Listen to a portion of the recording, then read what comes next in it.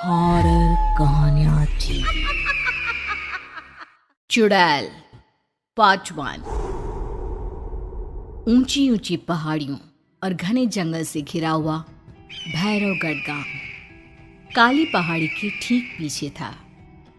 काली पहाड़ी यानी मौत का घर। भैरवगढ़ गांव तक पहुंचने का रास्ता बेहद दुर्गम था।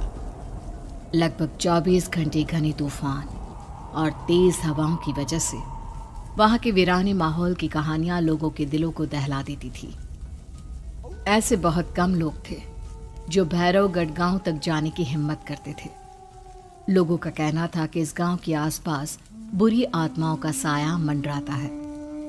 गांव के रहने वाले लोगों ने वैसे तो अपनी आंखों से किसी बुरी आत्मा या साये को नहीं देखा था, लेकिन गांव का बच्चा बच्चा इस बात को महसूस कर सकता था कि गांव के ऊपर कोई तो खौफनाक साया मंडरा रहा है।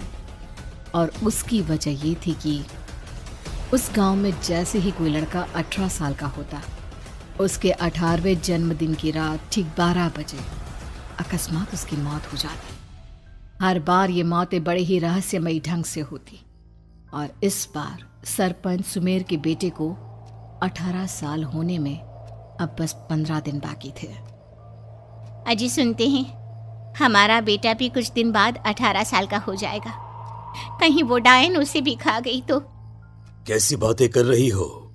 जब वो इस गांव में ही नहीं है तो कोई भी डायन या बुरा साया उसका कैसे कुछ बिगाड़ सकता है? उसे कुछ नहीं होगा।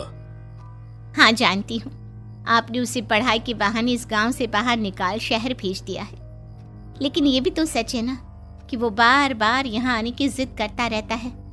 वो चाहे कितनी भी जिद कर ले जानकी, पर मैं उसे इस गांव में कभी वापस नहीं आने दूंगा।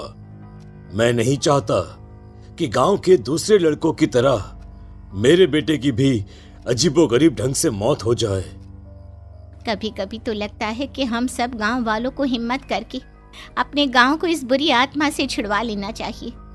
लेकिन कौन जानता है आखिर वो खतरनाक साया किसका है? वो काली आत्मा कौन है जो रातों रात हमारे गांव के लड़कों को निगल जाती है? सुमेर और जानकी जब ये सारी बातें कर रहे थे तब रात के लगभग 10 बज चुके थे और हर रात की तरह भैरवगढ़ गांव एक भयानक काले तूफान की आगोश में था। बाहर चल रही तेज हवाएं और बारिश के बीच कभी कभी ऐसा लगता जैसे कोई बुरी तरह से चीख रहा है। किसी के तड़पने और चीखने की आवाजें गांव के कानों में बार बार टकराती।